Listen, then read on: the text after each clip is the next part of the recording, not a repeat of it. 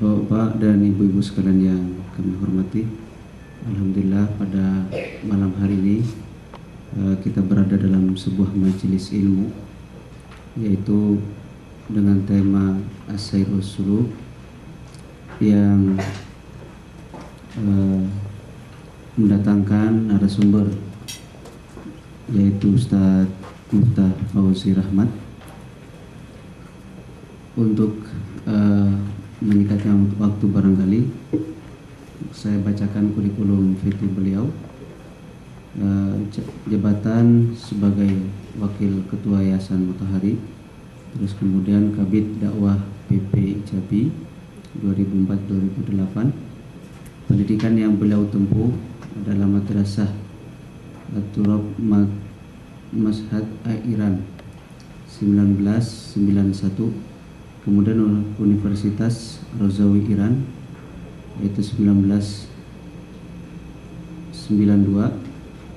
kemudian Politeknik Holymead Clan Australia 1996, dan yang terakhir adalah Universitas Damaskus Suriah pada tahun 2000. Barangkali untuk menyingkatnya waktu, kami persilahkan kepada Ustadz Miftah Fauzi Rahmat untuk memberikan materi tentang As-Sairus Suluk. Kepadanya kami persilahkan.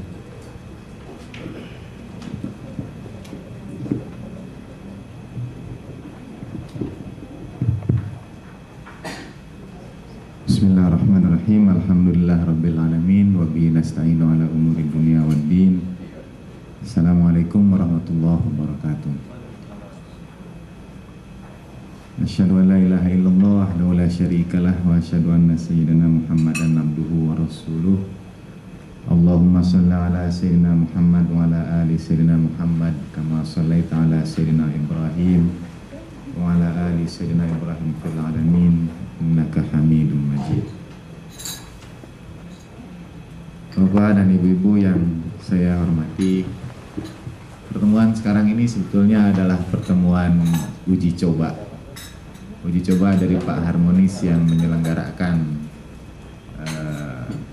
sebagai koordinator dari Pusat Studi Tasawuf Miskat, yang diuji coba kan sebetulnya saya. Jadi kelinci percobaannya saya. Biasanya saya duduk jadi moderator mendampingi Ustadz Jalal.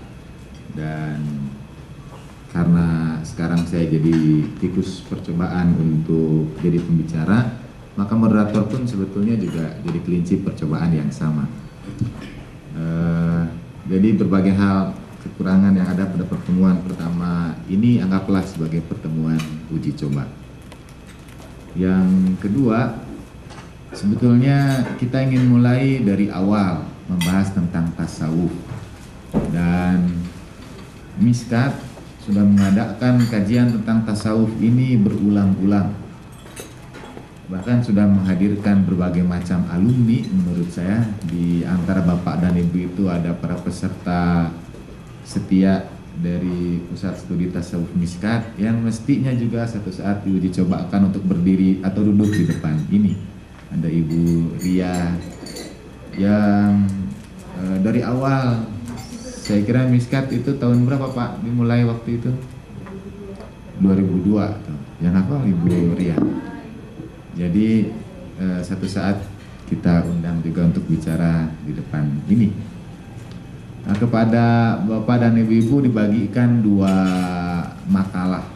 Makalah yang pertama dengan judul apa itu tasawuf dari panitia. Itu yang saya tulis. Sebetulnya ada 6 bagian, tapi dipecah oleh panitia berdasarkan pertemuan. Jadi yang bagian pertama ini mukadimah. Tapi kepada Bapak dan Ibu juga dibagikan lembaran At-Tanwir, buletin At-Tanwir. Dan saya ingin mulai dari situ. Kalau Bapak Ibu sudah baca isi At-Tanwir yang diambil dari transkrip ceramah Ustadz Jalal, cerita tentang kasus ibu 3 anak itu yang menghebohkan di Bandung juga di seluruh Indonesia, yang dengan ya kita tidak tahu mengatakannya apakah dengan hati yang dingin atau dengan hati yang penuh cinta kasih, kemudian menghabisi nyawa ketiga anaknya. Semua keheranan dengan kasus yang terjadi itu. Ketika tadi malam itu saya diskusi dengan seorang kawan, karena kebetulan sambil nunggu siaran sepak bola tadi malam itu disiarkan oleh salah satu stasiun televisi. Lalu antara saya dan kawan saya itu ada diskusi. Kita kebingungan dengan sikap suami dari ibu yang membunuh 3 anaknya itu. Dalam tayangan televisi itu ditampilkan suaminya masih setia mendampingi ibunya, mendampingi istrinya. Bahkan ketika diwawancarai suaminya bilang, saya bersyukur. Saya dengar dengan telinga saya sendiri dan melihat dengan mata saya sendiri. Saya bersyukur mendapatkan ujian ini karena ini semakin mendekatkan saya kepada Allah Subhanahu wa taala. Tuhan ingin saya lebih dekat kepada Dia, maka saya diberikan ujian ini. Dan saya akan tetap mendampingi istri saya dalam pengadilan dia, menenangkan dia, menyertainya. Saya takjub, saya tidak tahu apakah itu ciri orang yang sangat soleh atau kalau pakai istilah ayah saya, kalau ayah saya itu melihat ada sesuatu yang aneh pada perilaku saya, dia mengatakan there must be something wrong in your head, katanya gitu. Pasti ada yang koslet dalam kepala kamu. Jadi saya kebingungan menafsirkan ucapan suami itu, karena saya sendiri kalau misalnya lalu saya tanya sama kawan saya itu, kalau menurut kamu apakah ucapan itu menunjukkan kesolehan, menunjukkan keberagamaan yang baik, menunjukkan kepasrahan kepada Allah Ta'ala, atau menunjukkan sesuatu yang lain? Dan kawan saya bingung. Lalu dia balik tanya, kalau kamu gimana? Saya bilang sama dia, sekarang begini aja, kalau istri kita atau pasangan kita, suami kita kemudian membawa anak kita, dia lalai sedikit saja, tiba-tiba anaknya tergelincir, atau istri sibuk berbicara dengan kawannya, dia tidak memperhatikan anaknya jatuh tergelincir kemudian luka. Saya sebagai suami, saya pasti marah sama istri saya karena membiarkan anak itu tanpa pengawasan sehingga sampai terjatuh. Saya marah sama istri saya bilang, karena saya tidak sesoleh suami dari ibu 3 anak itu. Dan saya bayangkan ibu itu bukan saja jatuh anaknya, bukan saja tergelincir, tapi dengan begitu terencana menghabisi nyawa ketiga anaknya. Dan yang lebih menakjubkan lagi, suaminya tetap menerima itu sebagai takdir dari Allah Subhanahu wa taala, sebagai anugerah yang patut disyukuri. Bahkan dalam perkembangan kasus itu, yang melaporkan kejadian bukan suaminya, tetapi rumah sakit yang mencurigai proses kematian yang tidak wajar dari ketiga anak itu. Jadi suaminya, kemudian anaknya 3-tiganya meninggal dunia pada saat yang sama, menyalatkannya, menguburkannya tanpa ada kecurigaan sedikit pun. Pembahasan lebih jauh tentang kasus itu bisa Bapak-bapak dan Ibu baca pada At-Tanwir yang dibagikan. Ustaz Jalal menyebut itu sebagai gangguan kejiwaan, psikopatologi. Jadi ada jenis keberagamaan yang sebetulnya tidak menenteramkan batin kita. Ada jenis keberagamaan yang bisa menimbulkan gangguan kejiwaan. Bisa dibaca lebih lengkap pada At-Tanwir itu. Nah, apa yang dimaksudkan dengan tasawuf? Dan apa hubungannya dengan kasus ibu 3 anak itu?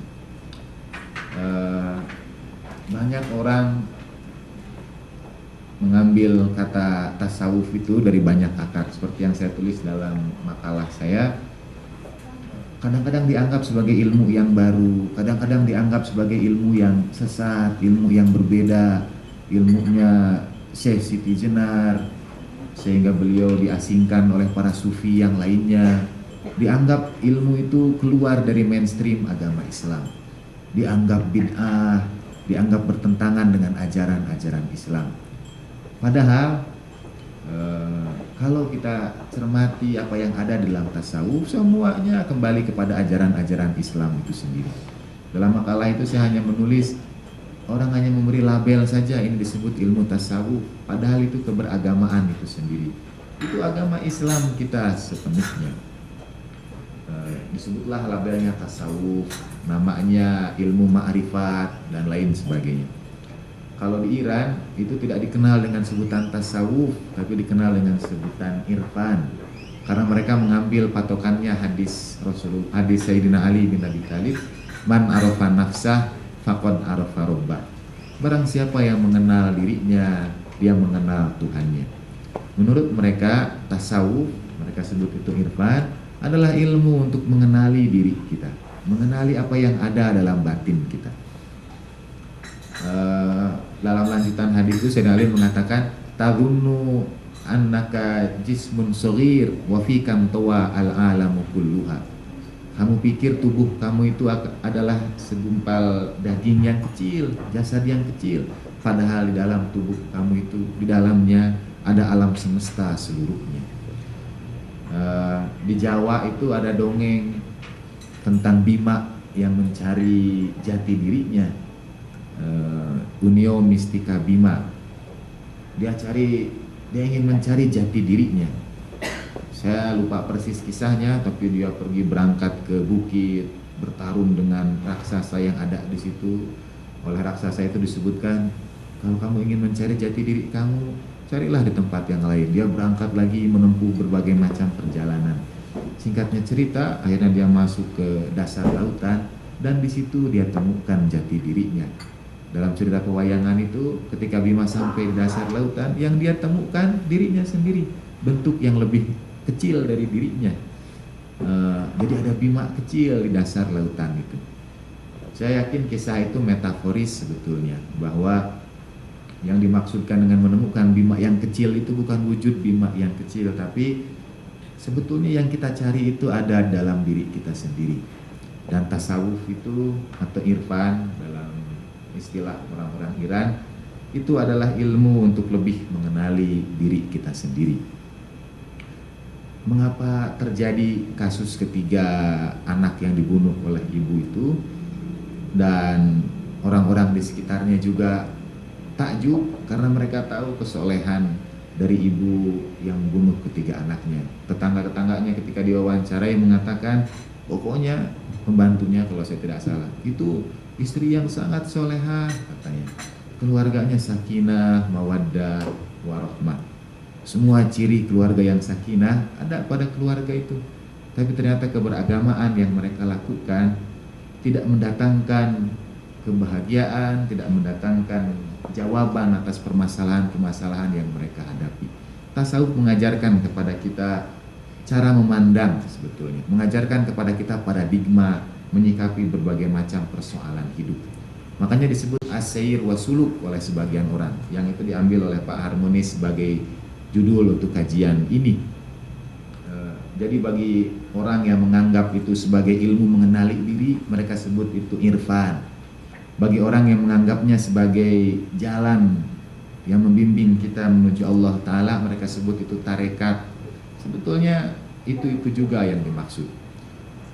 Sementara as-sair wa suluk itu lebih kepada serangkaian tata cara yang di dalamnya ditekankan pendisiplinan diri, di dalamnya ditekankan ritual-ritual yang harus dipenuhi, ada target, ada pensyaratan. Nanti lebih jauh kita bahas pada minggu-minggu berikutnya. Karena itulah disebut dengan as-sair wa suluk. Ada proses pendisiplinan diri di dalam kembali Allah Subhanahu wa ta'ala. Kembali kepada cerita ibu tadi dan diskusi saya dengan kawan saya sebelum nonton siaran bola itu, katanya ibu itu membunuh anak-anaknya karena khawatir masa depannya suram. Bukankah dengan begitu dia sudah bersuudzon kepada Allah Ta'ala? Kata kawan saya. Lalu saya jawab pertanyaan dia itu dengan jawaban yang biasa saya berikan sama anak-anak SMA di sekolah saya. Enggak, saya yakin ibu itu benar, hanya untuk membingungkan dia. Mungkin boleh jadi sekarang gini aja lah, ketiga anak itu kalau sudah besar, apa ada jaminan mereka kelak hari akhirat masuk surga? Nggak ada, saya bilang. Kalau anak-anak kecil itu tumbuh besar, ya seperti kita semua sekarang ini, kemudian jadi baligh, jadi mukallaf, dibebankan kepadanya syariat agama, lalu dia menjalani kehidupan. Apa ada jaminan ketiga anak itu masuk surga? Nggak ada, saya bilang. Peluangnya malah kayaknya lebih besar kemungkinan masuk neraka daripada masuk surga. Bapak Ibu juga di sini kalau saya tanya sekarang, menurut Bapak dan Ibu pada posisi kita sekarang ini, lebih besar mana peluang kita? Apakah masuk surga atau masuk neraka? Saya tidak berani menjawabnya, karena kita tahu jawaban kita masing-masing. Nah, jadi, tapi kalau ketiga anak yang masih kecil itu dibunuh pada usia yang seperti itu, saya yakin mereka pasti langsung masuk surga. Ada ayat Al-Qur'annya, ada hadisnya. Anak kecil itu meninggal dunia, apalagi dalam keadaan tidak berdaya seperti itu, mereka langsung masuk surga. Dan masa depan mereka tidak lagi suram. Mereka sudah berada di tempat yang paling indah. Apa kita bisa mengatakan perbuatan itu keliru? Kalau kata agama katanya, bukankah innamal a'malu binniyat? Amal itu kan dihitung dari niatnya. Niatnya bagus supaya anaknya masuk surga. Karena kalau dibiarkan hidup, belum tentu mereka masuk surga. Dan saya buat kawan saya itu bingung, karena apa kamu mau melakukan itu sama anak kamu? Saya bilang, pasti langsung masuk surga mereka. Dia bingung untuk menjawab pertanyaan itu. Biasanya saya sampaikan sama anak Mutahari, anak SMA itu, sama begitu, kamu yakin tidak masuk surga? Enggak, kata mereka. Kalau begitu ketika kamu belajar, saya tebas leher kamu dari belakang. Orang yang menuntut ilmu itu fisabilillah, dan kalau mereka meninggal dunia ketika menuntut ilmu, mereka meninggal dunia di jalan Allah. Dan pahala bagi orang yang meninggal dunia di jalan Allah itu langsung masuk surga. Saya tanya lagi sama mereka, ada enggak yang mau langsung masuk surga? Bingung mereka, mungkin khawatir lehernya ditebas dari belakang. Nah, jadi kalaulah si ibu itu mengatakan dia khawatir masa depannya suram, kemudian mengantarkan saja anak-anaknya ke surga, itu pun mungkin lahir atau sebagai akibat dari perenungan yang panjang, juga karena pemahaman keagamaan yang diyakini oleh ibu itu.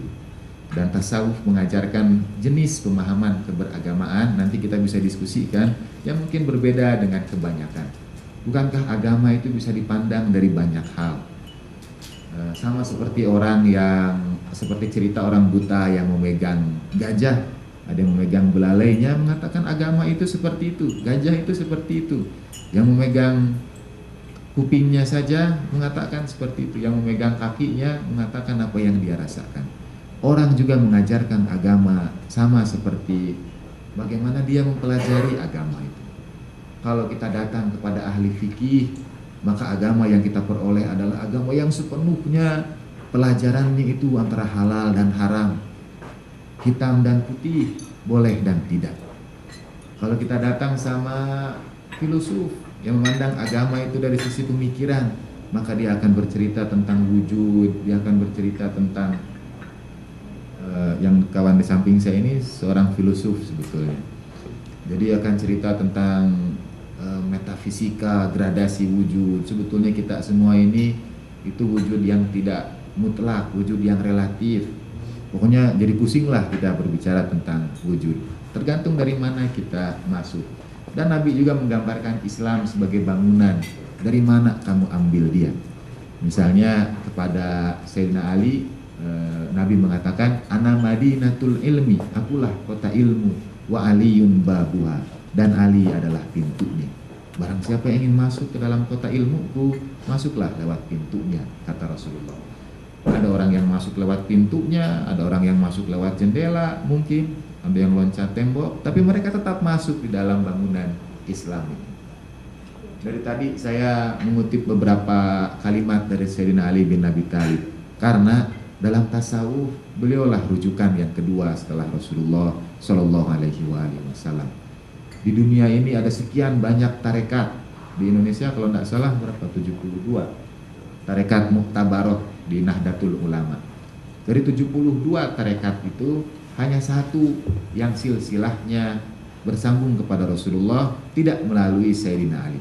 71 yang lainnya itu melalui Sayyidina Ali bin Abi Thalib. Jadi dalam tarekat, misalnya di Abah Anom di Suryalaya, itu tarekat Qadiriyah Naqsabandiyah.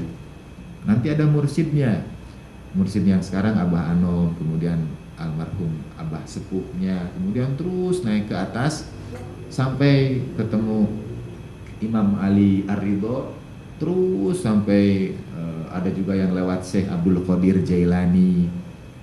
Tapi akhirnya silsilahnya itu nyambung kepada Rasulullah. Setiap tarekat itu yang disebut dengan tarekat Muktabaroh adalah tarekat yang silsilahnya nyambung sampai kepada Nabi, itu bisa dipertanggungjawabkan. Jelas orangnya ada, menurut ahli tarikh juga mereka pernah hidup, karakteristiknya bagaimana, akhlaknya seperti apa. Karena itu disebut tarekat Muktabaroh.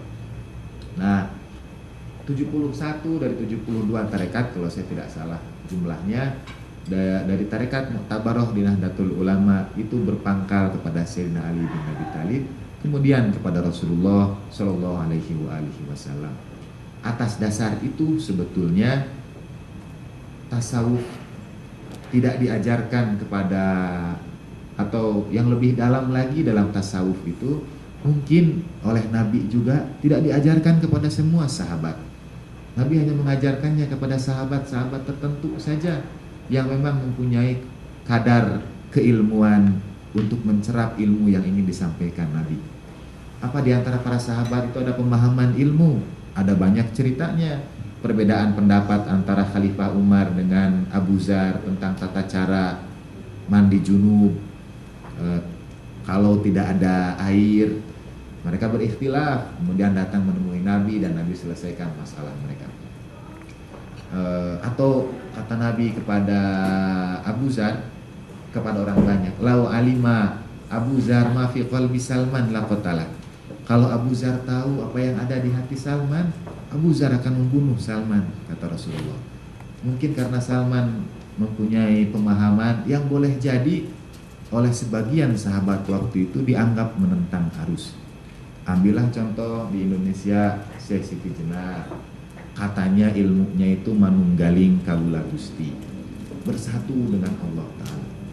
Dan oleh para wali yang lainnya, pemahaman seperti itu dianggap musyrik, dianggap menyekutukan Allah, karena Tuhan tidak mungkin bersatu dengan yang lainnya, katanya. Karena itulah terjadi apa yang terjadi kepada Syekh Siti Jenar. Atau dalam tasawuf ada Al-Hallaj yang juga dieksekusi oleh raja dan para ulama karena mengatakan anal haq, akulah al-haq. Dan al-haq itu adalah nama dan sifat Allah Subhanahu wa taala. Dengan mengatakan aku adalah al-haq, Al-Hallaj sama saja dengan mengatakan aku adalah Tuhan.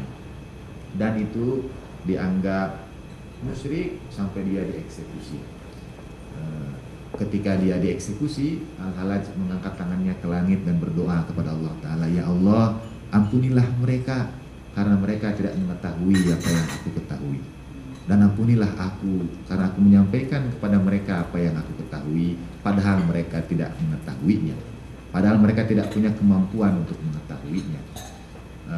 Karena itu misalnya mengapa kok dalam tasawuf kebanyakan kepada Sayyidina Ali bin Abi Thalib? Kata Siti Aisyah, aqdona Ali bin Abi Thalib, yang paling cerdas di antara kami itu Sayyidina Ali bin Abi Thalib, kata Siti Aisyah. Atau kata para khalifah yang lainnya, kalau mereka punya perkara merujuk kepada Sayyidina Ali. Nah, pertemuan sekarang ini mungkin sekedar membicarakan apa saja yang kita bicarakan dalam tasawuf. Jadi berangkat dari bahwa tasawuf itu sering dipandang orang sebagai sesuatu yang beda, sesuatu yang menyesatkan. Mungkin karena memang dari dulunya, dari zaman nabinya, yang memperoleh ilmu itu hanya segelintir orang saja, apalagi sampai pada taraf yang bisa mengamalkannya. tidak semua orang, seperti misalnya ada dari Sayyidina Ali, lagi-lagi saya harus kutip Sayyidina Ali. Kata beliau, tingkatan zikir itu ada banyak. Ada orang yang berzikir itu dengan mengatakan la ilaha illallah, tiada Tuhan selain Allah. Kalau sudah naik lagi, dia tidak sebut nama la ilaha illahu, tiada Tuhan selain dia. Kalau sudah tinggi lagi, naik la ilaha illa anta, tiada Tuhan selain engkau. Dan kalau lebih tinggi lagi, dia akan mengatakan la ilaha illa ana, tiada Tuhan selain aku. Dan ucapan itu tentu kita pandang sebagai ucapan kemusyrikan. Ucapan-ucapan seperti itu dalam tasawuf disebut syadhiyat, ucapan-ucapan yang lahir dari ekstase, dari fana, dari ibadah yang dialami oleh mereka sampai pada tingkat tertentu. Kemudian mereka mengalami satu situasi ketika mereka menikmati ibadah dengan Allah Subhanahu wa Ta'ala. Jadi, nah sekarang balik lagi kepada mengapa tasawuf.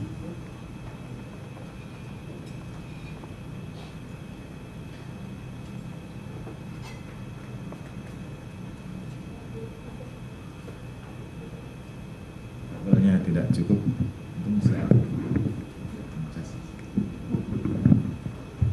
Ya, jadi di dalam makalah itu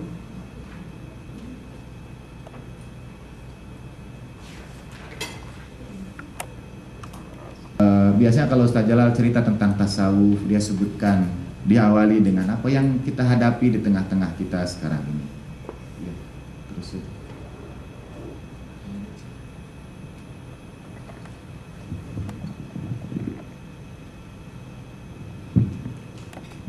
misalnya modernisasi, globalisasi, westernisasi, dan ujungnya amerikanisasi. Apa yang terjadi di tengah-tengah kita sekarang ini?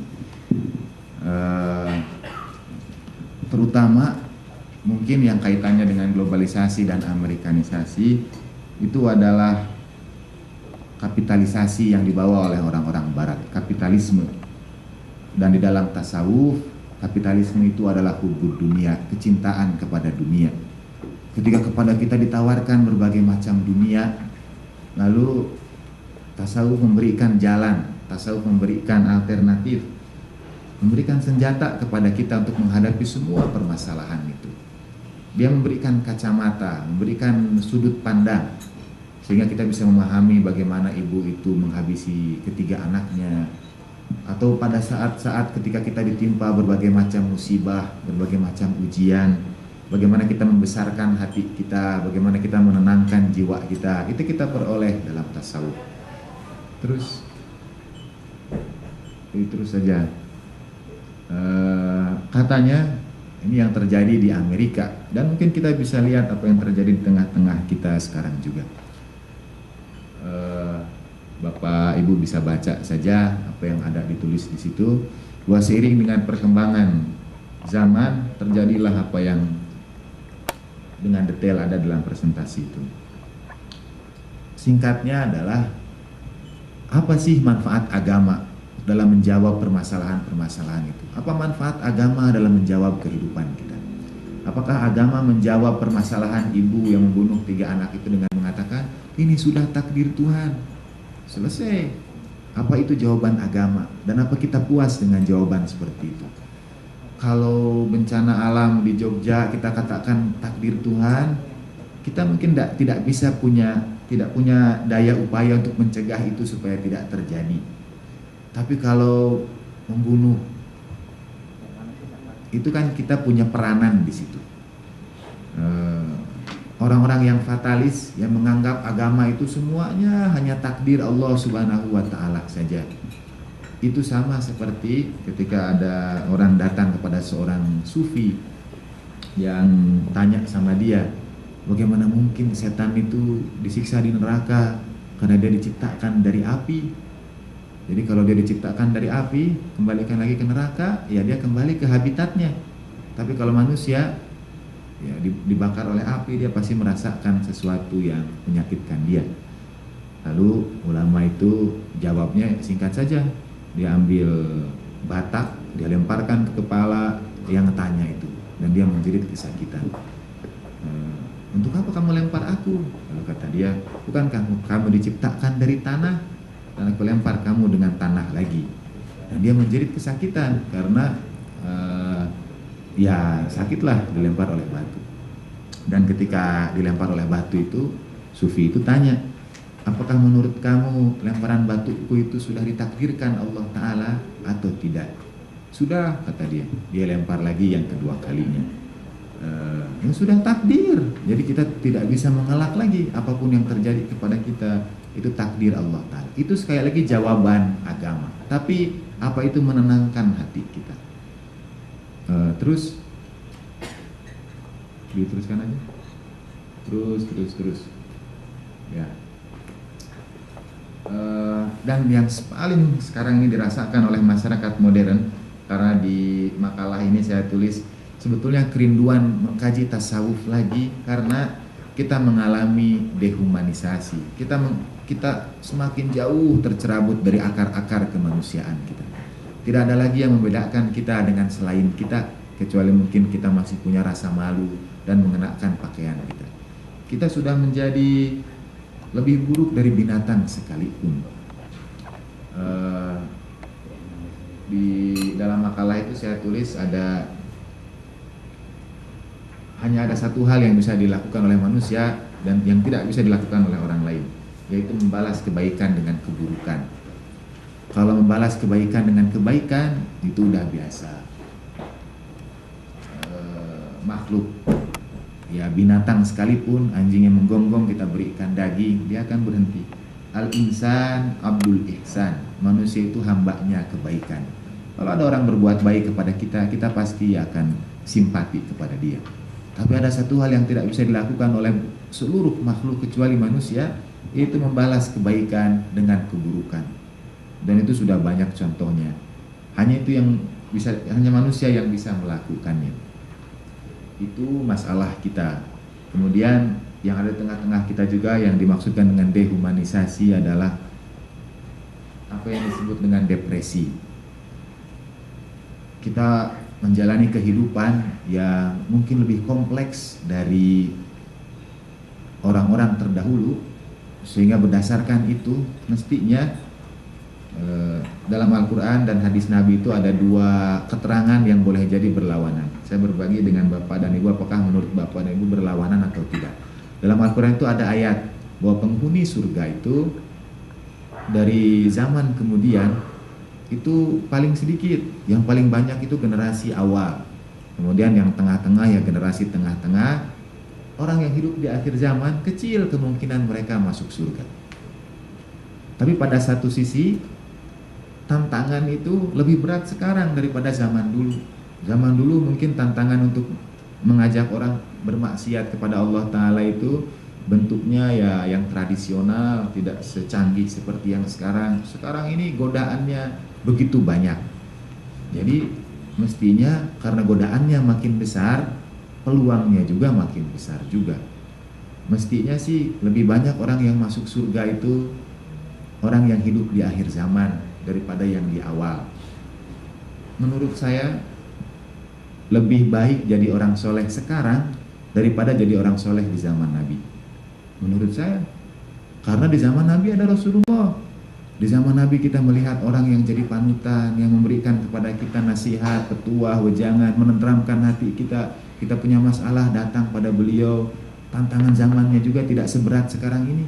Tapi sekarang kalau ada orang soleh di zaman sekarang ini, menurut saya itu lebih baik dari orang soleh di zaman dulu. Sama seperti ketika kawan-kawan dari IAIN, kawan-kawannya Mas Henry ini, dulu waktu bulan puasa ada demo, tempat-tempat hiburan itu ditutup di bulan puasa. Lalu kawan-kawan datang sama saya dan saya bilang, kalau saya sih kasihan sama mereka, karena dari mana mereka akan menafkahi keluarga mereka, apalagi mau lebaran. Kecuali kawan-kawan yang mau menutup tempat hiburan itu, memberikan tempat pekerjaan bagi mereka, memberikan peluang profesi yang lain, saya setuju ditutup saja. Tapi kata mereka, tapi kan rezeki itu dari Tuhan. Nah itu pemahaman keberagamaan. Jadi kalau tempat hiburan itu ditutup, rezekinya pasti Tuhan atur juga. Kita tidak usah khawatirkan mereka. Nah lalu saya bilang lagi sama mereka, menurut kamu mana yang lebih baik?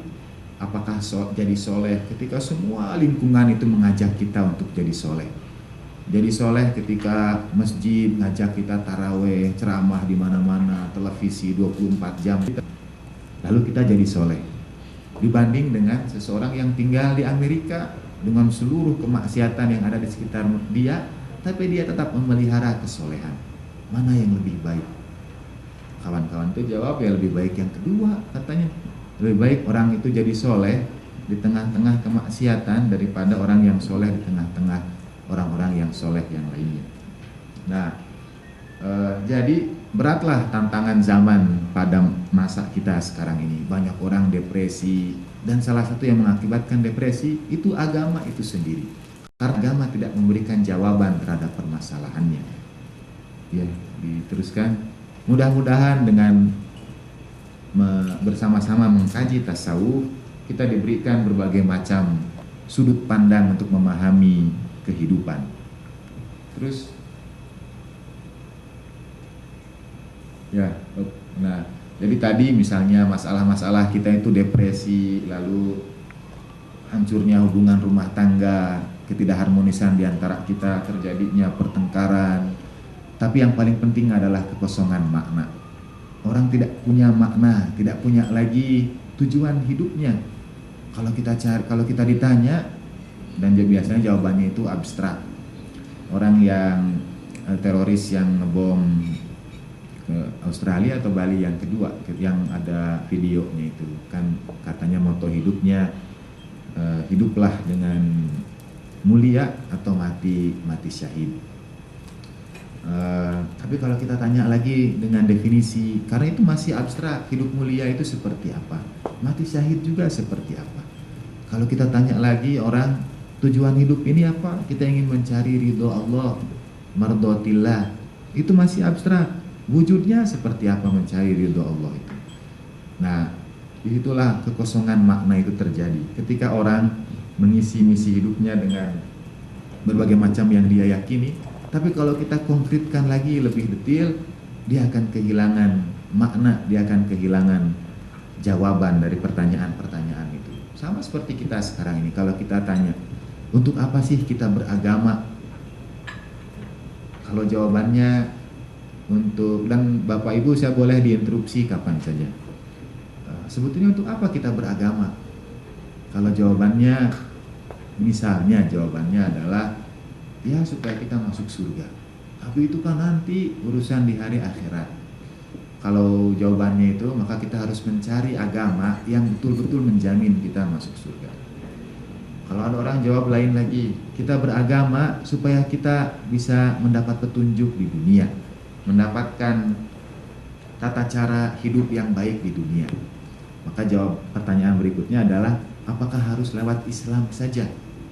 Apakah hanya lewat Islam saja tata cara hidup yang baik di dunia itu bisa kita lakoni?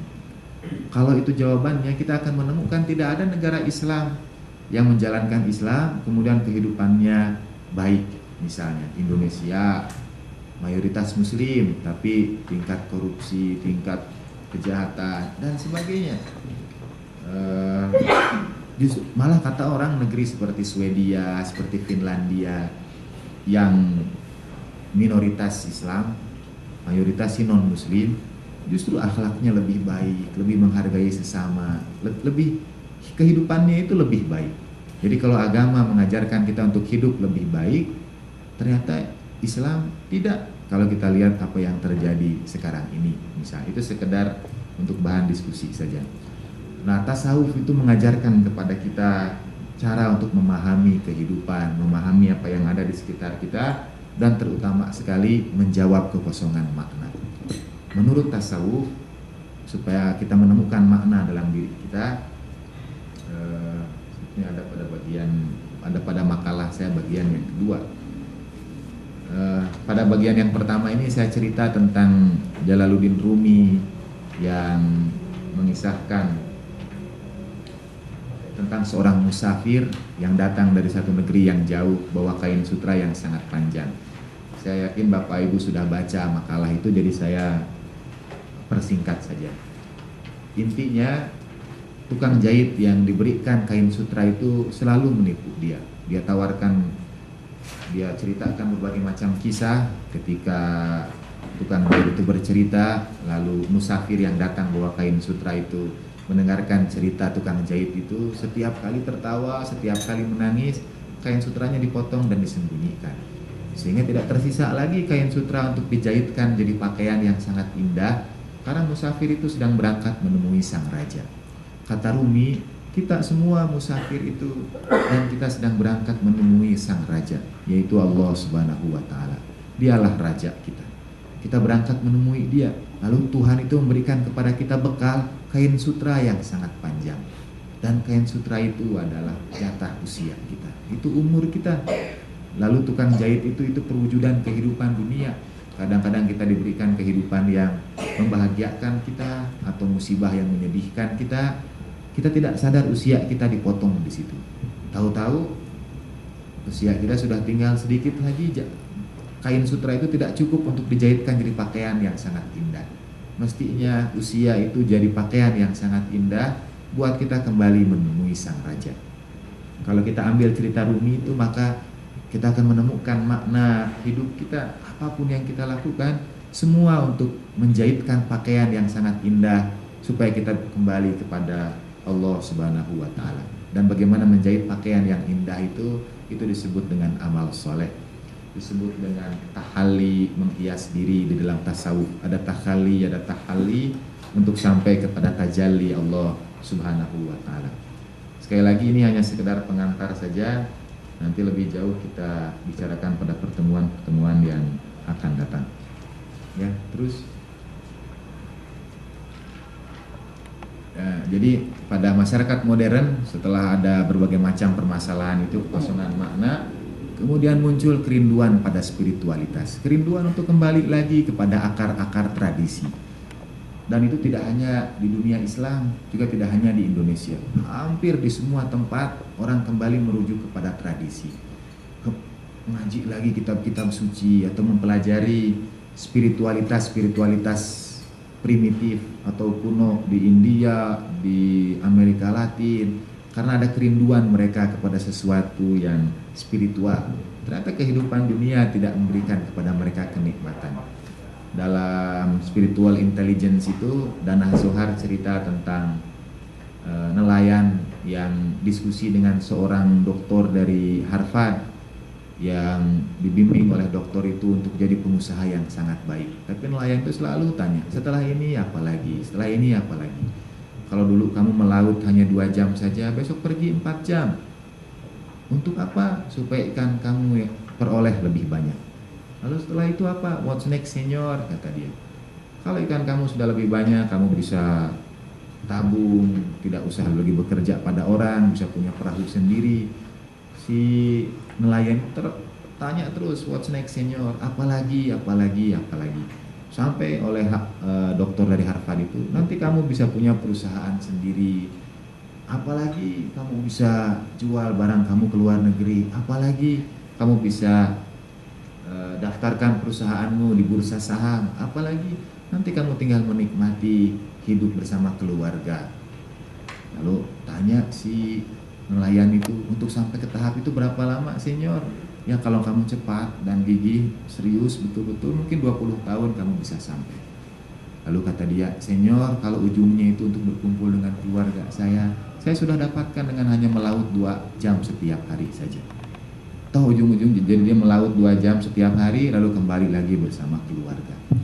Nah, jadi kalau kita cari kenikmatan dunia, mengejar-ngejar apapun, pada akhirnya akan ada tingkat kejenuhan juga. Semua kenikmatan di dunia itu ada jenuhnya, ada ujungnya. Makan ayam itu enak, tapi kalau setiap hari makan ayam, pasti jenuh juga. Apapun kenikmatan dunia, pasti ada ujungnya. Bapak Ibu pikirkan, apapun kenikmatan dunia, pasti ada ujungnya. Kecuali kenikmatan yang diajarkan oleh tasawuf, oleh agama Islam. yaitu kenikmatan beribadah kepada Allah Subhanahu wa Ta'ala. Itulah yang disebut dengan kerinduan pada spiritualitas. Dalam makalah itu saya sebutkan dua jenis keberagamaan. Ada dua tipe keberagamaan, yang ekstrinsik dan yang intrinsik. Yang ekstrinsik itu adalah yang beribadahnya itu karena yang simbolis-simbolis saja. Jadi pada tataran yang sifatnya simbolis. Misalnya ya yang ingin memecahkan permasalahan hidup yang dia hadapi. Lalu dia datang belajar agama dan merasa tenang walaupun permasalahannya itu tidak selesai. Tapi dia merasa tenang.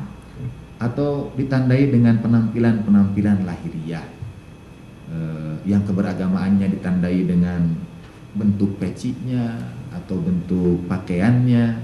Itu keberagaman yang lahiriah. Atau yang ngaji karena untuk status sosial, untuk supaya ibu-ibu itu ada acara pengajian, ada acara kumpul bareng, bikinlah pengajian misalnya. Ada berbagai macam alasan. Itu keberagaman yang ekstrinsik. Tapi keberagaman yang intrinsik itu adalah orang yang beragama dengan, di sini saya kutip syair dari MH ketika dia menyebutkan tahapan manusia, mulai dari belajar jadi Nabi Adam sampai belajar jadi Rasulullah. Syairnya sih panjang, tapi saya ambil syair yang terakhir. Kata MH, Muhammadkan hamba ya Rabbi. Orang yang ingin meniru supaya pada akhirnya dia jadi seperti Rasulullah Shallallahu Alaihi Wasallam. Dalam puisi MH itu dia mulai dari jadi Adam, kemudian jadi Nuh, jadi Musa, jadi Ibrahim, jadi Isa, sampai akhirnya jadi Muhammad. Saya baca oleh anak-anak Mutahari ini sih dilakukan dengan sangat syahdu. Ini keberagaman yang intrinsik. Keberagaman yang intrinsik dipelajari dengan merenung dan mencari jauh ke dalam diri, berusaha memahami makna di balik ayat-ayat ilahi, baik yang tasri'i maupun yang takwini. Dan tujuannya seperti dalam syair MH, Muhammadkan hamba ya Rabbi, hamba yang hina dina, seperti siang malammu yang patuh dan setia, seperti bumi dan matahari yang bekerja sama menjalankan tugasnya dengan terpelihara. Muhammadkan hamba ya Rabbi di setiap tarikan nafas dan langkah kaki. Tak ada dambaan yang lebih sempurna lagi di ufuk jauh kerinduan hamba Muhammad berdiri. Nah, dalam syair MH dia ingin menjalani keberagamaan itu meniru Rasulullah seperti yang diperintahkan oleh Al-Quran. Laqad kana lakum fi Rasulillahi uswatun hasanah. Sampai setiap tarikan nafas kita, sampai setiap langkah kaki kita. Dan melalui itulah kita ingin mempelajari tasawuf. Kita ingin mendekatkan diri kita kepada Rasulullah Shallallahu Alaihi Wasallam. Ada tata cara tertentu, ada cara-cara keberagamaan tertentu yang diajarkan dalam tasawuf yang mudah-mudahan bisa membimbing kita untuk sampai pada kerinduan kepada Rasulullah Shallallahu Alaihi Wasallam. Kita lanjutkan slide, diteruskan saja. Ini masih bercerita tentang pengalaman seseorang yang memperoleh segala sesuatunya, tapi pada akhirnya dia juga bertanya, dia sudah punya segalanya, masih ada kekosongan dalam diri dia. Terus ya, nah, mengapa tasawuf itu bisa mengisi kekosongan itu? Karena yang diajarkan oleh tasawuf perspektifnya adalah mazhab cinta. Orang sering mengatakan orang-orang Katolik, orang-orang Nasrani itu ajarannya kasih, ajarannya sayang. Sebetulnya itu ajaran setiap agama, hanya tidak ditampilkan oleh para penganutnya mungkin. Jadi tasawuf itu disebut dengan mazhab cinta.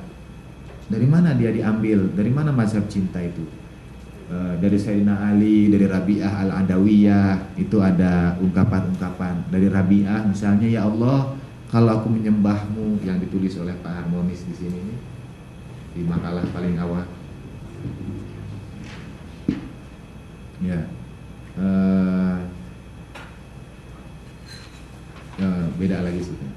Kata Rabi'ah berdoa kepada Allah Ta'ala, ya Allah, kalau aku menyembahmu karena takut akan neraka, maka besarkanlah tubuhku dan masukkan aku ke neraka, sehingga seluruh neraka itu hanya diisi olehku, kata Rabi'ah. Kalau aku beribadah kepadamu hanya karena mengharapkan surgamu, maka jauhkanlah surgamu itu dariku selama-lamanya.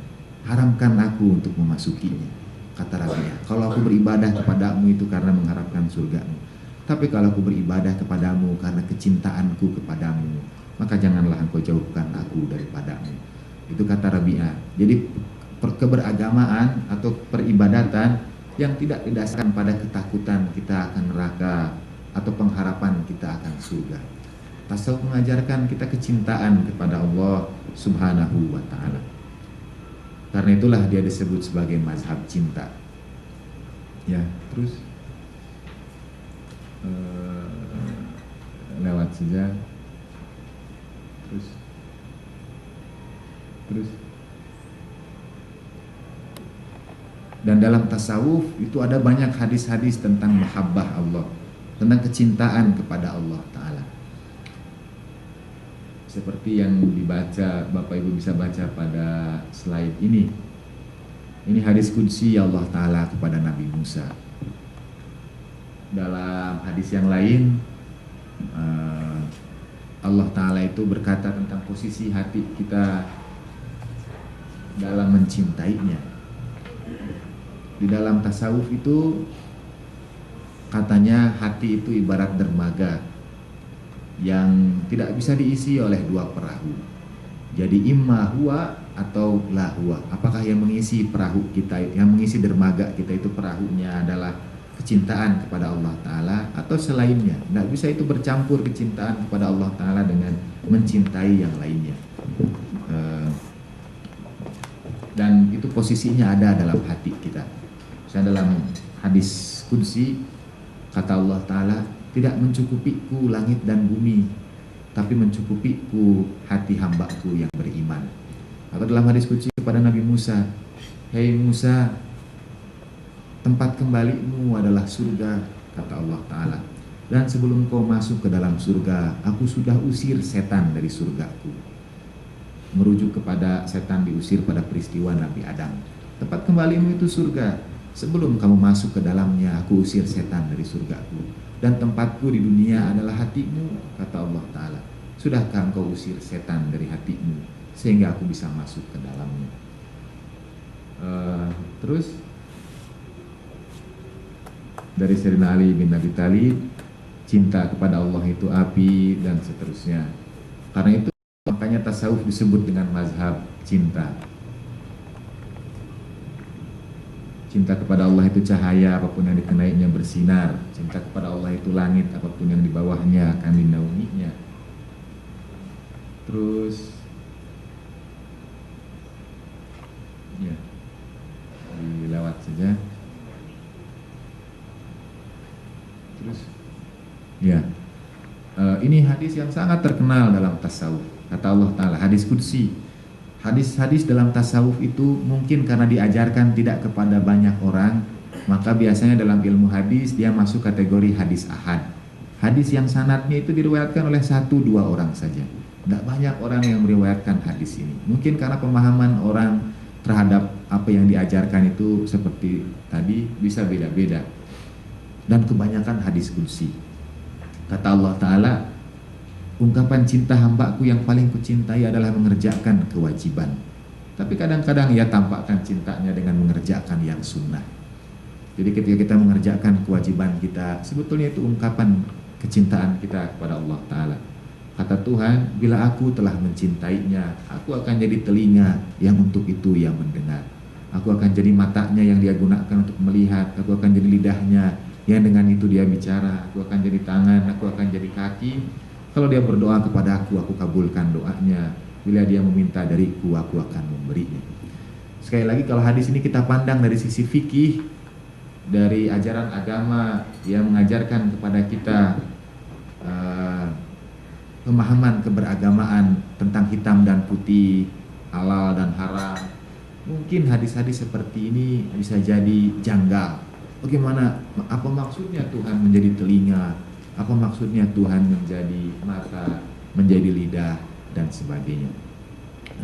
Terus, oh ini pesan dari Ustadz Jala. Ya.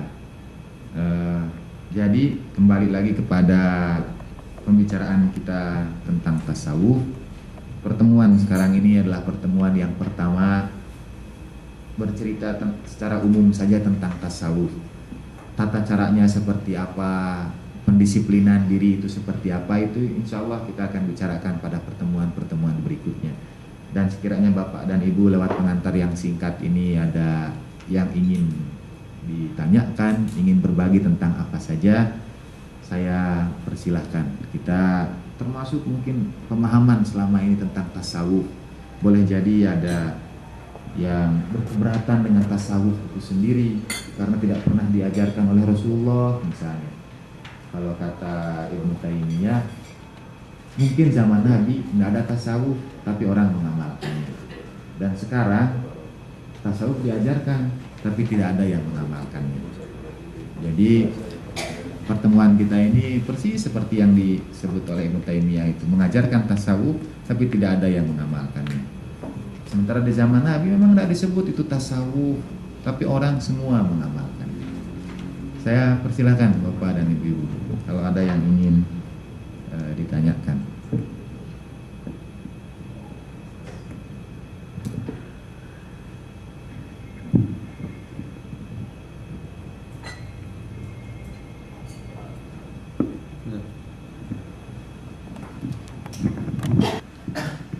Terima kasih. Assalamualaikum warahmatullahi wabarakatuh. Saya selalu selalu mencamkan di dalam hati bahwa Islam itu adalah rahmatan lil alamin. Jadi logikanya pada dasarnya kalau seseorang menganut Islam maka dia mendapatkan rahmat dari Islam itu barangkali. Sekarang keadaan yang bisa kita dengar sehari-hari rahmatnya belum gitu ya. Lain halnya misalnya kita lihat contoh di Jepang. Orang-orang Jepang itu kalau mau masuk kereta api ngantri secara tertib, mereka seolah-olah tidak mendapat kesulitan untuk ngantri. Jadi itu saya kira adalah rahmat yang diberikan oleh Allah kepada orang Jepang, bahwa mereka itu sanggup untuk melakukan itu dengan baik. Jadi hal-hal seperti itu berdampak kepada tatanan masyarakat secara keseluruhan di dalam negara itu. Kita masih kesulitan untuk bersatu misalnya. Saat ini kalau tidak salah ada 28 organisasi Islam sedang berkumpul di Gontor membicarakan bagaimana kita menyelamatkan moral bangsa Indonesia. Nah ini saya ingin tahu ya, kita sudah punya tasawuf yang demikian indahnya dan baiknya, tapi kok kenapa belum juga kita bisa memanfaatkan semua kebaikan itu untuk derajat hidup kita di masyarakat. Terima kasih. Kemarin itu di Metro TV saya lihat ada survei tentang apakah perilaku orang itu sudah berubah dalam menolong orang lain. Jadi ceritanya ada beberapa orang testing saja, dia bawa beberapa lembar kertas, lalu kertasnya itu beramburan di jalan. Dan dia ingin melihat apakah ada orang membantu mengambil kertas-kertas itu. Ada kamera tersembunyi yang mengamati orang-orang itu. Dan ajaib hasil dari penelitian itu, orang yang paling sering menolong itu orang-orang New York katanya. Yang katanya, kata mereka, justru orang New York itu tidak jelas keberagamaannya. Orang-orang di New York itu tidak jelas keberagamaannya. Jadi tidak diatur oleh agama tertentu lah. Tapi kalau dilihat dari perilaku menolong orang, perilaku katanya membukakan pintu untuk orang lain, atau hal-hal kecil lah seperti yang Bapak sampaikan tadi, mengantri, itu ternyata mereka bisa lakukan dengan baik, dan itu saya sependapat dengan Bapak, itu rahmatan lil alamin. Jadi orang yang kertasnya berhamburan ditiup angin dibantu dibawakan oleh orang-orang itu, dan itu betul-betul ikhlas saya yakin, karena mereka tidak mengharapkan apapun. Dan yang paling tidak toleran katanya Pak, yang paling acung tak acung, ada kertasnya berserakan begitu saja dibiarkan. 3 terbawah itu adalah negara yang di situ ada populasi orang Islamnya, mungkin mayoritas juga. Jadi yang pertama India, yang ketiga terbawah itu India, kemudian Malaysia karena yang disurvei hanya itu. Yang terakhir Singapura.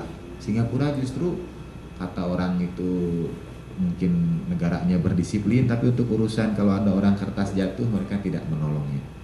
Nah, itu menimbulkan pertanyaan untuk saya, apakah yang seperti itu memang harus diatur oleh agama atau tidak gitu Pak, sehingga ternyata orang bisa seperti itu tanpa lewat agama sekalipun.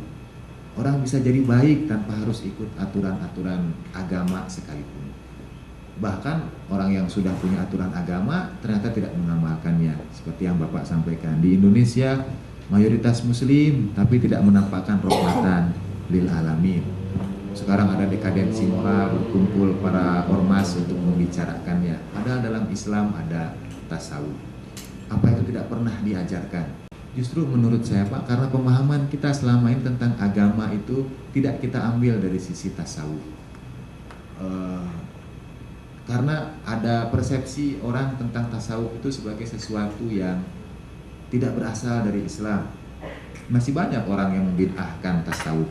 Masih banyak orang yang menganggapnya itu bukan ajaran agama Islam. Padahal kalau kita lihat esensinya, ya itu adalah Islam.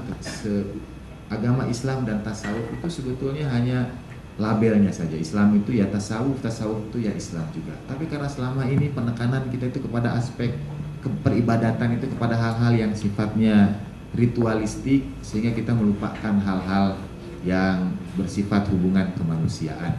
Kita menekankan ibadah itu hanya yang 5 saja, rukun Islam, rukun iman, yang kita bahas hanya yang itu-itu saja sebetulnya. Tetapi bagaimana hubungan sosial dengan masyarakat itu jarang kita bahas. Mengapa hubungan sosial itu tidak masuk dalam rukun Islam? Mengapa rukun Islam itu syahadat, sholat, puasa, zakat, haji? Mungkin hanya zakat yang menyentuh aspek sosialnya. Aspek hubungan kemanusiaan semuanya terkait dengan Allah Subhanahu wa Ta'ala. Sekali lagi itu yang selama ini kita dapatkan dari agama. Jadi agama mungkin terlalu banyak mengajarkan kepada kita hubungan manusia dengan Tuhan, sehingga dia melupakan hubungan manusia dengan manusia. Memang misalnya itu dibahas juga dalam agama, tapi tidak menjadi porsi yang besar, tidak menjadi prioritas. Di dalam tasawuf itu, sebenarnya bukan dalam tasawuf sih, kalau saya mengatakan dalam tasawuf itu karena kebanyakan dikaji di dalam tasawuf ketimbang disiplin ilmu yang lainnya. Ada hadis Nabi yang mengatakan iyyaka wal ghulwa fid din, berhati-hatilah dalam berlebih-lebihan menjalankan agama.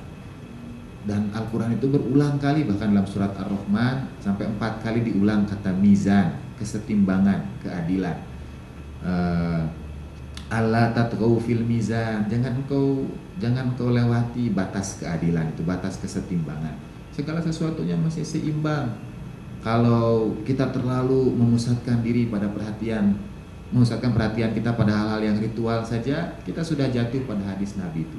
Kalau agama kita pandang hanya sholat saja, kita sudah jatuh pada hadis Nabi, iyyaka wal ghulwa fid din, berhati-hatilah dalam berlebih-lebihan dalam beragama. Jadi kita terlalu melebihkan sholat, tetapi melupakan aspek yang lainnya. Nanti dalam pertemuan berikutnya itu akan kita bahas jebakan-jebakan setan dari Ibnu Qayyim al-Jauziyah. Ketika setan itu menggoda kita, dan salah satu cara setan menggoda kita adalah kalau sudah tahapan, setan itu menggoda kita dengan berbagai macam tahapan. Tahapan yang paling rendah ditawarkan kepada kita kekufuran. Tuhan itu tidak ada, Tuhan tidak ada manfaatnya, agama itu tidak menyelesaikan masalah kita. Itu jebakan-jebakan setan. Lalu naik lagi tingkat berikutnya. Ada tingkat tertentu, kalau orang lolos dari jebakan-jebakan itu, pada tingkat keempat atau kelima, setan itu menawarkan kepada kita perbuatan baik. supaya kita melupakan perbuatan yang lebih baik lagi. Itu jebakan setan sebetulnya. Jadi setan tidak menawarkan perbuatan buruk, dia justru menawarkan perbuatan baik. Tapi tujuannya supaya kita melupakan perbuatan yang jauh lebih baik lagi. Iktikaf di masjid itu baik, 40 hari misalnya.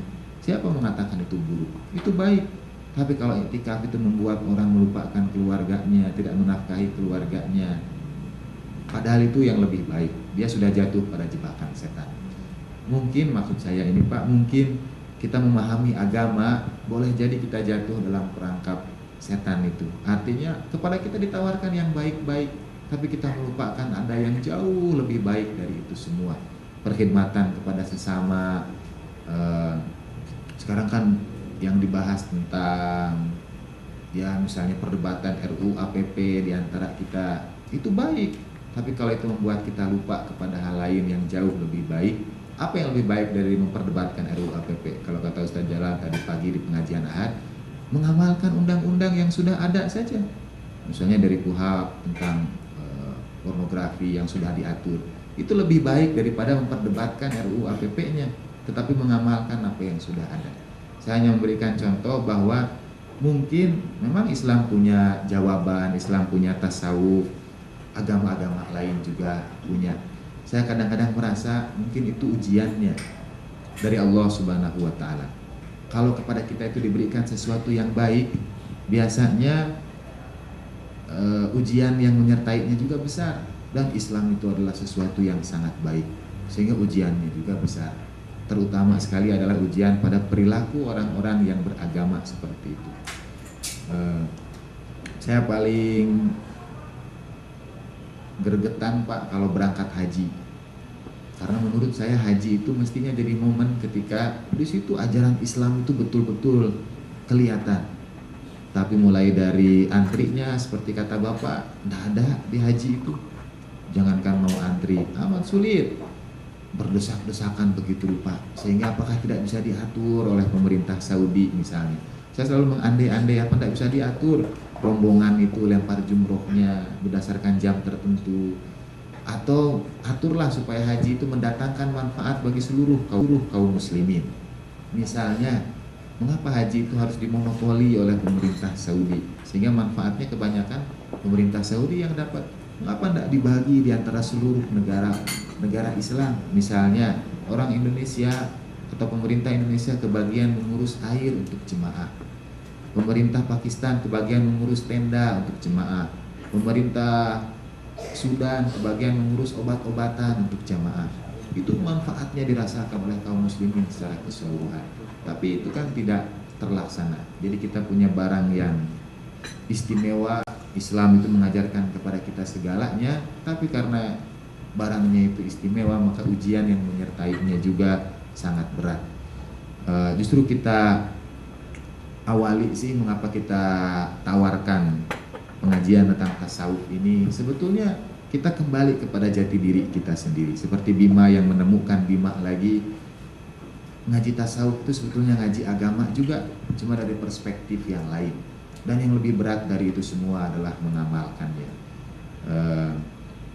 Nanti dalam pertemuan-pertemuan berikutnya itu ada pembahasan tentang makomat, pembahasan tentang tingkatan-tingkatan ruhaniyah. Mulai dari kita niat, kemudian kita menjaga niat kita, mengamalkan apa yang sudah kita niatkan, kemudian mengevaluasinya. Karena itulah disebut dengan asir wasuluk. Dan tidak jadi asir wasuluk kalau tidak kita amalkan. Semua konsep yang indah dalam Islam itu yang hilang mungkin hanya pengamalannya. Saya dari tadi ingin mencari hadis Nabi yang ketika Nabi sendiri mengatakan nanti pada akhir zaman itu yang tidak tersisa dari Al-Quran kecuali bacaannya, kemudian masjid-masjid kosong. Orang melihat kemegahan Islam itu dari bentuk-bentuk yang lahiriah, tapi kosong maknanya. Masjid-masjidnya mungkin megah, tapi kosong yang mengisinya. Sampai Nabi mengatakan seperti orang yang memegang bara api. Orang yang beragama di akhir zaman itu seperti orang yang memegang bara api. Jadi memang sulit betul tantangannya, apalagi untuk sampai pada rahmatan lil alamin. Paling tidak kita mengubah sudut pandang kita dengan tasawuf ini dengan menyaksikan bahwa segala sesuatunya itu adalah rahmatan lil alamin. Segala sesuatunya itu adalah rahmat Tuhan untuk kita semua. Bagaimana kita bisa menyikapi musibah jadi rahmat?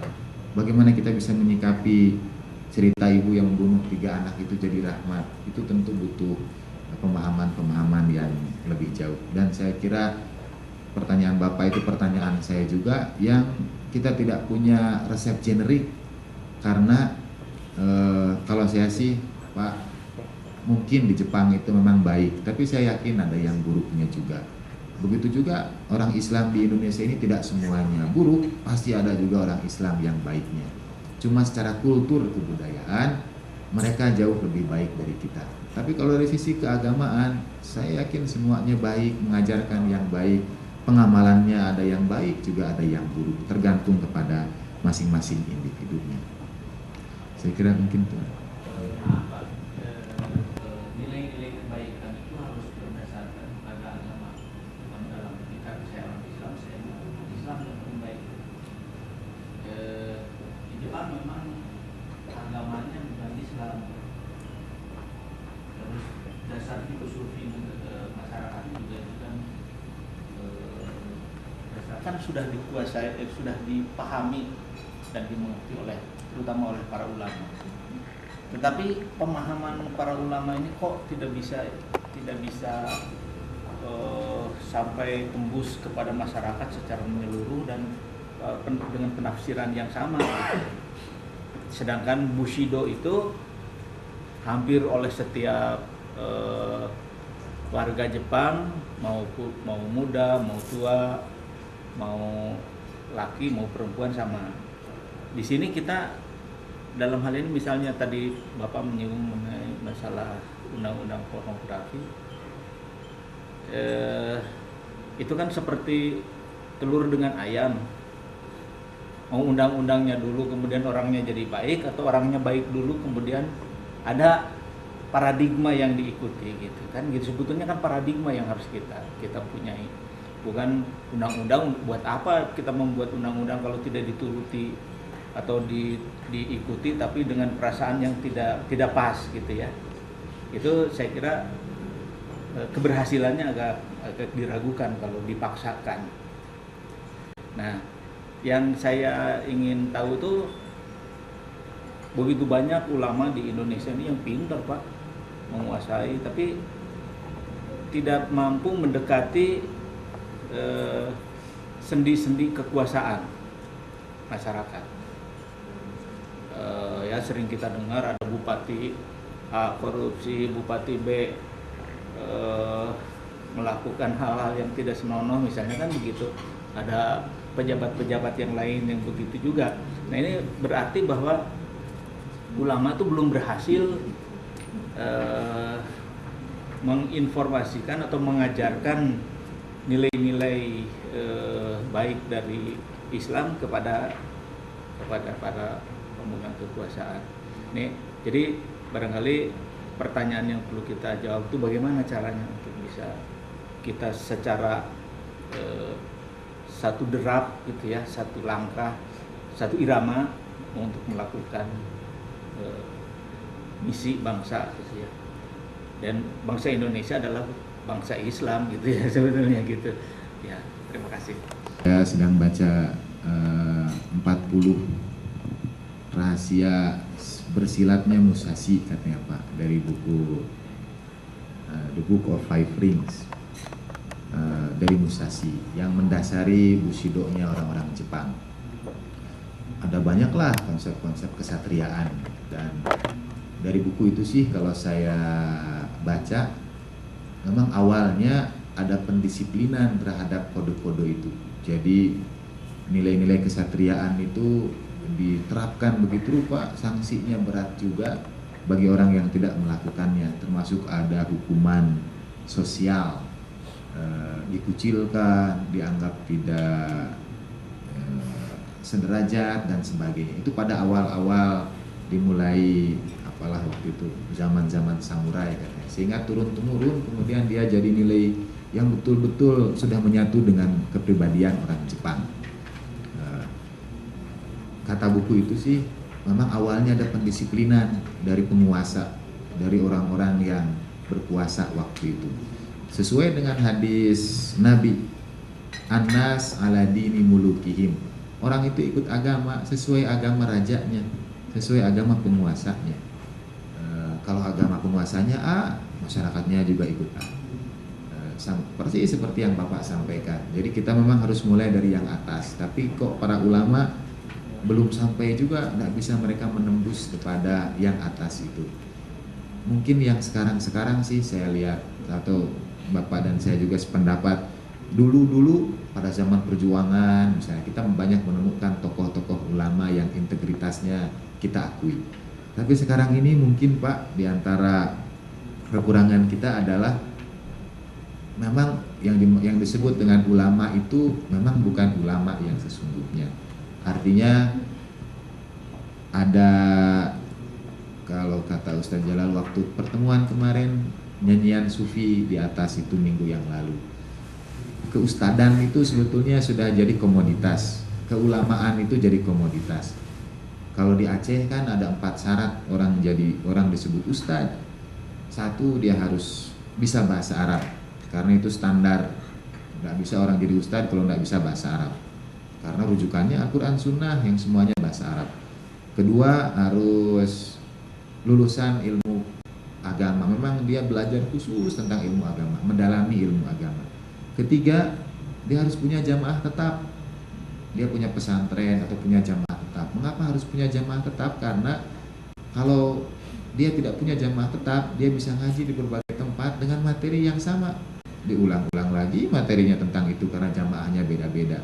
Tapi kalau jamaahnya tetap, dia harus baca lagi, dia harus menggali ilmunya lagi. Dan yang keempat, sesuai Nabi diangkat jadi Nabi pada usia 40, dia harus di atas usia 40 katanya. Nah, di Timur Tengah Pak, orang tidak bisa begitu saja jadi ustadz, begitu saja jadi ulama. Ada hierarki tertentu yang sangat sulit. Di antara musibah yang menimpa kita, mungkin setiap orang siapa saja bisa jadi ustadz, bisa jadi ulama, sehingga mungkin akhirnya tidak sampai. Saya percaya dalam tasawuf itu ada istilah Pak, apa yang disampaikan dari hati pasti akan sampai ke hati lagi katanya. Kalau kita mengajarkan sesuatu bersumber dari hati, itu akan sampai kepada hati lagi. Tapi kalau yang disampaikan oleh para ustadz, oleh para ulama itu tidak bersumber dari hati, dia tidak akan sampai ke hati lagi katanya. Jadi itu masalah kita bersama yang saya tidak tahu bagaimana pemecahannya, mengapa para ulama itu tidak bisa menyampaikan ajaran Islam yang sangat indah ini supaya diamalkan dengan baik oleh para pengikutnya. Mungkin Bapak Ibu yang lain ada yang ingin berbagi, silahkan Pak.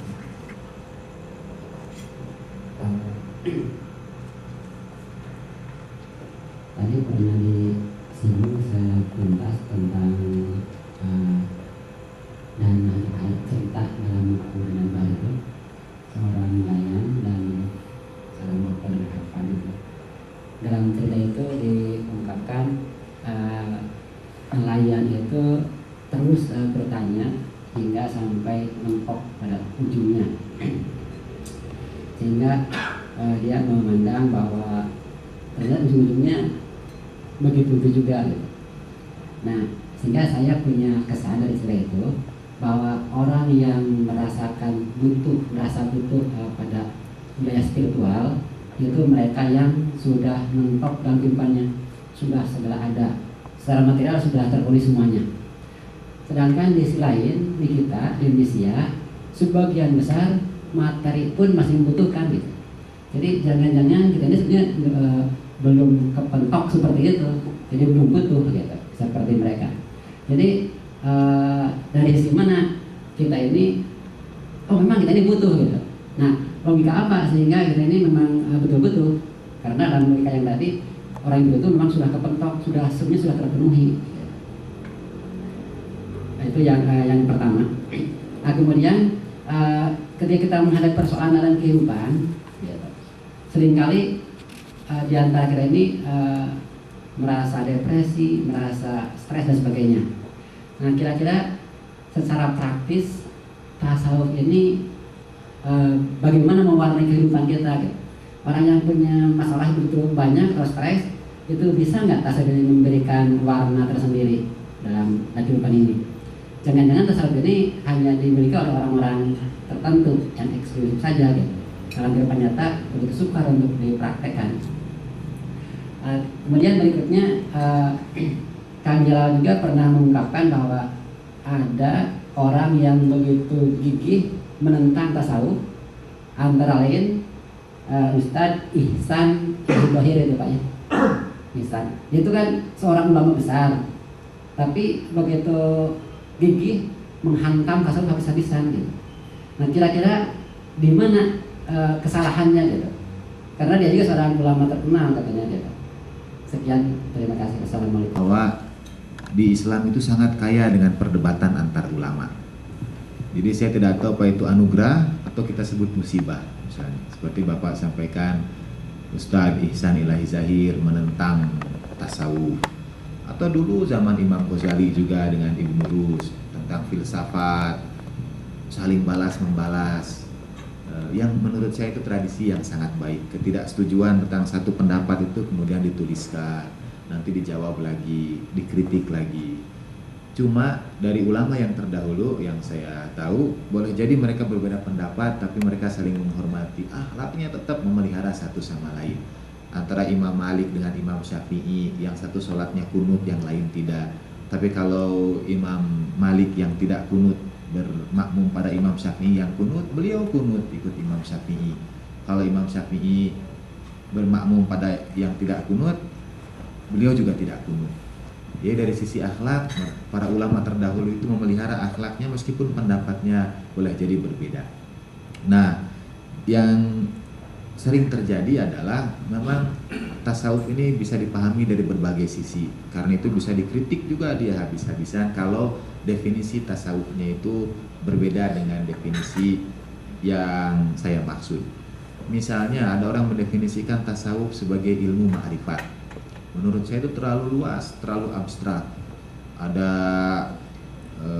di Jakarta itu supaya bisa melihat Tuhan, lalu ada, sehingga boleh jadi kalau begitu itu yang dimaksud dengan tasawuf. Ya sebagian orang berbeda pendapat dengan itu. Atau kalau mereka mengambil tradisi sebagaimana dari akar kata sufi itu sendiri, misalnya mungkin dari ahlus sufa. Ahlus sufa itu orang-orang yang tinggal di beranda masjid sahabat Nabi waktu itu. Orang-orangnya disebut sufi, yang tinggal di beranda masjid dan kehidupannya sangat sederhana.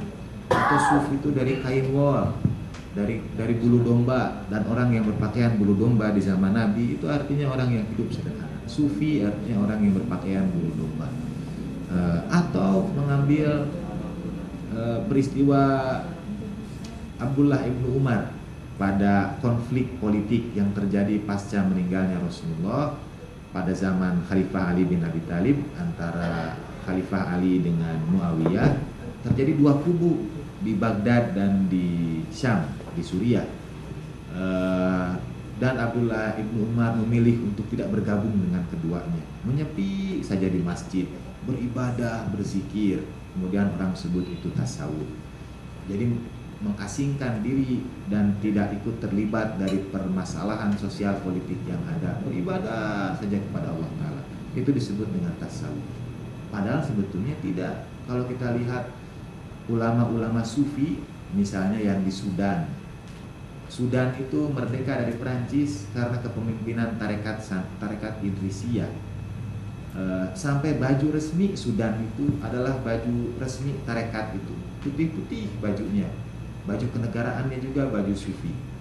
Jadi mereka terlibat aktif dalam perubahan sosial politik yang ada di zamannya. Imam Khomeini itu juga dari tulisan-tulisannya kita tahu seorang sufi yang sangat arif. Beliau ikut menumbangkan rezim yang zalim waktu itu, menggantikannya dengan syariat Islam. Jadi justru berbeda, mungkin karena pemahaman yang keliru tentang tasawuf, dianggap itu mengasingkan diri, hanya beribadah saja, tidak ikut terlibat perubahan sosial politik. Kemudian maka yang tasawuf yang seperti itu dianggap keliru. Atau kalau tasawuf itu adalah meninggalkan pekerjaan pokoknya hanya untuk Allah Ta'ala saja, tidak mencari nafkah, tidak mencari materi yang banyak misalnya. Dalam tasawuf Sayyidina Ali menjawabnya dengan mengatakan, laisa zahidu man la yamliku syai'an, baliz zahidu man la yamliku syai'un. Bukanlah seorang zahid itu orang yang tidak memiliki apapun. Jadi ada orang yang mengartikan sufi itu artinya tidak punya sesuatu, pokoknya hidup zuhud, dan zuhud artinya tidak memiliki apapun. Kata Sayyidina Ali, bukan seperti itu yang zahid. Bukanlah orang zahid yang tidak punya apa-apa. Zahid adalah dia yang tidak dimiliki oleh apapun. Jadi orang zahid itu boleh kaya, orang sufi itu boleh kaya. Malah lanjutan dari cerita, kalau kata Rumi, ketika ada burung merak, Rumi itu kan cerita tentang tasawuf itu melalui cerita-cerita binatang. Ada burung merak yang mencabuti bulu-bulunya. Ditanya sama kawannya yang lain, kata dia, karena aku takut setiap kali aku keluar, panah pemburu itu selalu tertuju kepadaku. Kata kawannya, karena itu dia cabuti bulu-bulunya. Lalu kata dia, itu karena kamu letakkan hati kamu pada bulu kamu.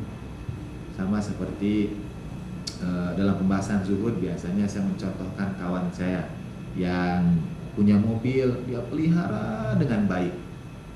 Dan saya sudah bilang sama dia, kalau kamu mencintai mobil kamu, pasti kamu akan diuji dengan mobil itu. Dan itu diajarkan dalam tasawuf. Kalau kita punya kecintaan yang berlebihan kepada sesuatu, Tuhan pasti akan menguji kita dengan apa yang kita cintai.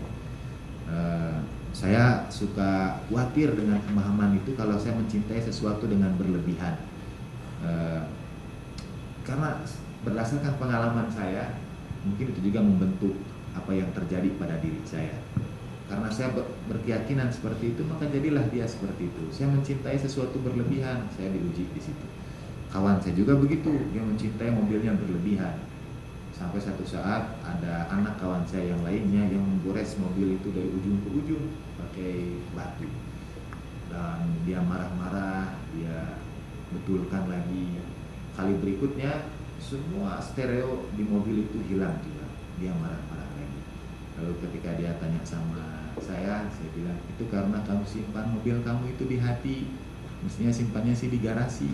Saya bilang, kalau nyimpannya di garasi, mau digores, mau diambil orang, kita tidak akan kesal, tidak akan marah karena nyimpan mobilnya di garasi. Tapi karena dia nyimpan mobilnya di hati, maka kena gores sedikit pun hati dia terluka. Yang terluka mobilnya, tapi dia merasa hatinya ikut terluka juga. Nah, zahid, kehidupan zuhud itu adalah pola hidup yang sebetulnya tidak melarang kita untuk kaya, tidak melarang kita untuk memiliki materi. Yang dilarang itu hanya hati kita tidak terikat di situ. Jadi hati kita tidak terikat pada materi itu. Nah, supaya kamu tidak bahagia dengan apa yang datangkan kepadamu dan tidak berduka dengan apa yang hilang dari tangan kamu. Itu pengertian zuhud. Nah, karena itu sebetulnya menurut saya Pak, kerinduan terhadap spiritualitas itu bukan saja oleh orang-orang yang sudah mentok seperti nelayan, cerita nelayan dari Harvard, tapi juga pada orang-orang yang tidak punya apapun. Karena orang-orang yang tidak punya apapun itu pertanyaan dia terhadap agama akan lebih banyak daripada orang-orang yang kaya. Orang yang kaya sih, kata orang-orang yang miskin, mereka itu enak kalau kaya, bisa beribadah lebih nikmat, bisa menyumbang orang lebih banyak, bisa beramal soleh lebih baik. Saya tidak punya apa-apa, dengan apa saya beramal? Pertanyaan-pertanyaan dia terhadap agama itu akan jauh lebih banyak daripada orang yang kaya. Sampai kata hadis, yakadul fakru ayyakuna kufro. Kefakiran itu begitu dekat dengan kekafiran. Karena orang itu fakir, dia tidak punya apa-apa, boleh jadi dia jatuh kepada bahkan mengatakan Tuhan itu tidak ada, tidak pernah memperhatikan dia, agama itu tidak menyelamatkan saya. Di situ juga timbul kerinduan kepada hal-hal yang spiritualitas, kerinduan kepada hal-hal yang bisa menjawab permasalahan-permasalahan seperti itu. Dan umumnya kita dijawab, misalnya kalau orang miskin, saya itu punya banyak hadis yang menerangkan orang-orang yang miskin.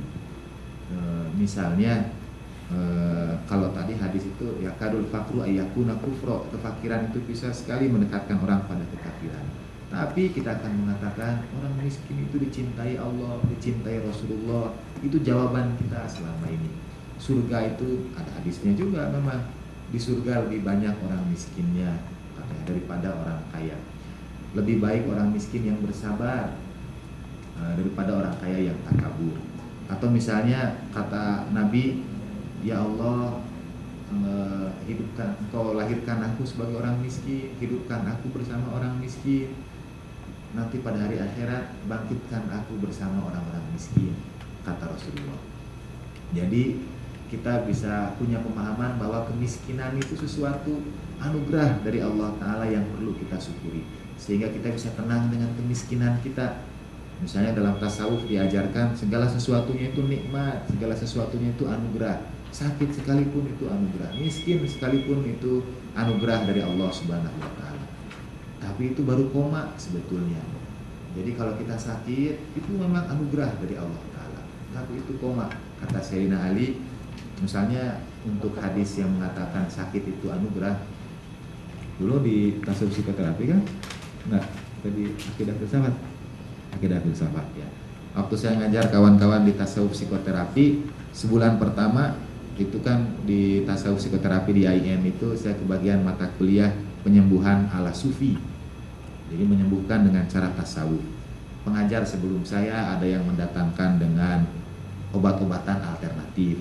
Jadi ramuan-ramuan, katanya itu pengobatan sufi. Menurut saya sih itu ya pengobatan lewat cara itulah, lewat cara obat, lewat tumbuh-tumbuhan, aromaterapi. Tapi waktu saya masuk, saya mengajarkan yang dimaksudkan dengan penyembuhan ala tasawuf itu konseling, seperti para pastor Katolik mengkonsul orang-orang yang sakit di antara jemaahnya. Itu yang saya ajarkan. Dan pada pertemuan pertama saya bahas bahwa sakit itu anugerah, sakit itu nikmat dari Allah Ta'ala. Ada banyak hadisnya. Penyakit itu adalah hambaku, kata Allah Ta'ala. Aku utus dia kepada orang-orang yang aku pilih.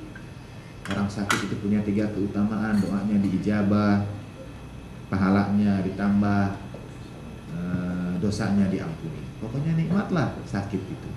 Atau kata doa, ya Allah, aku tidak tahu mana yang harus aku syukuri, sehatku ketika aku bisa beribadah kepadamu, atau sakitku ketika doaku engkau ijabah. Jadi semuanya jadi indah. Itu juga diajarkan dalam tasawuf, tapi masih koma. Yang berikutnya yang sampai titik, kata Sayyidina Ali, lian takil min nikmatin ila nikmatin ukhra. Kamu itu harus pindah dari nikmat yang satu kepada nikmat yang lainnya. Memang sakit itu nikmat, tapi kamu harus pindah, karena kalau kamu sembuh, kamu sehat, kamu bisa lebih banyak beribadah kepada Allah Ta'ala. Kita pindah dari nikmat yang satu ke nikmat yang lain. Fakir itu memang nikmat.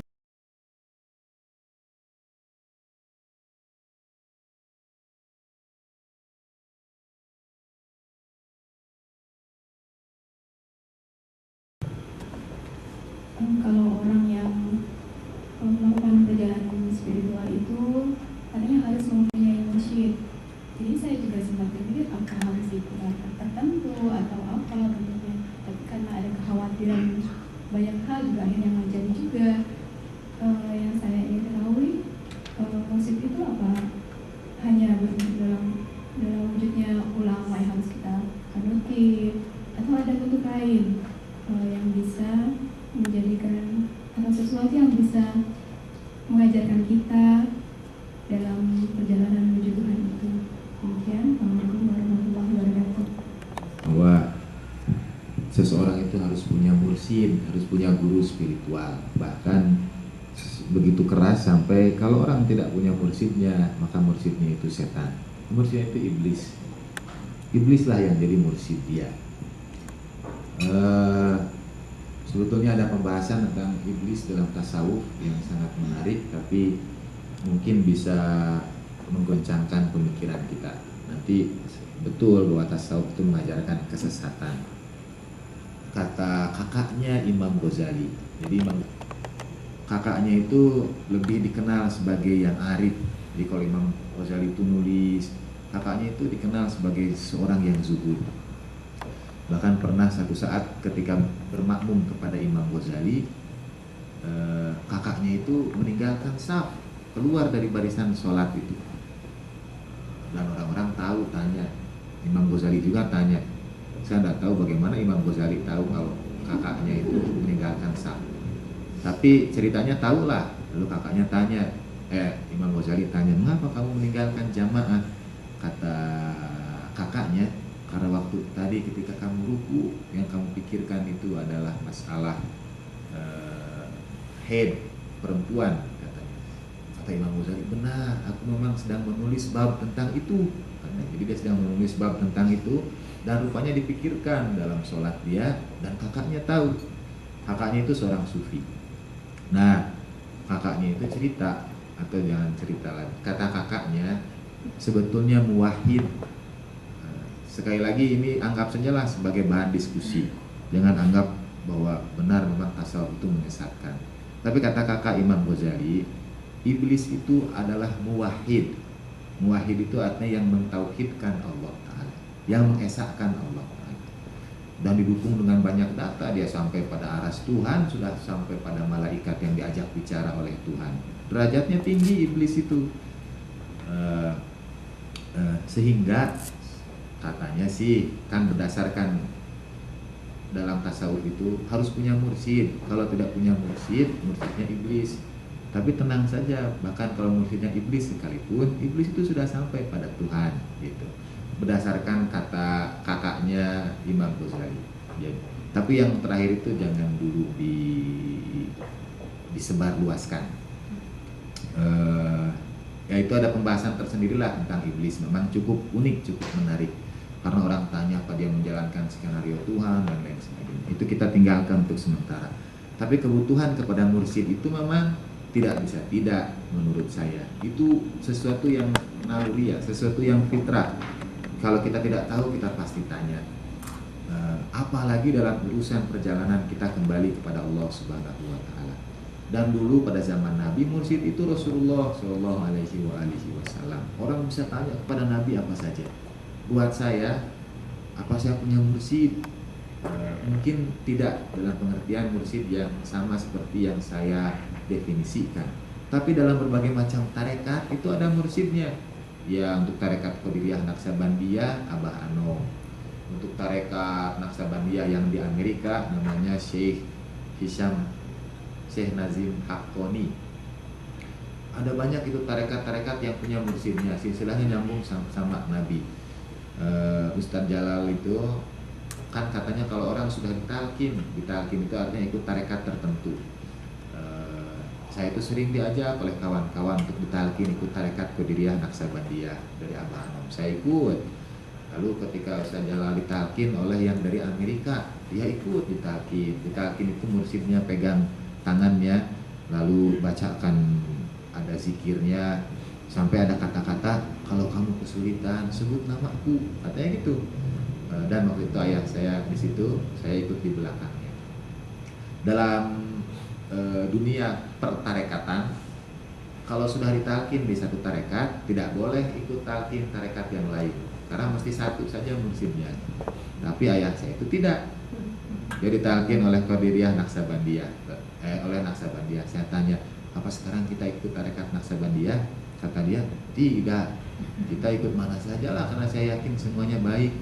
Lalu nanti tiba-tiba datang ada tarekat dari Inggris itu, tarekat saya lupa, yang kemudian ada datang lagi dari Amerika yang jadi musik debu, kelompok musik debu.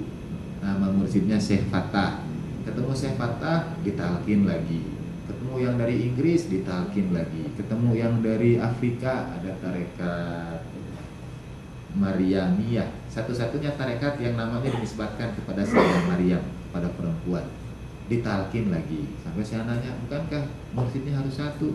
Kata ayah saya, justru lebih enak begini, kita mursyidnya lebih banyak.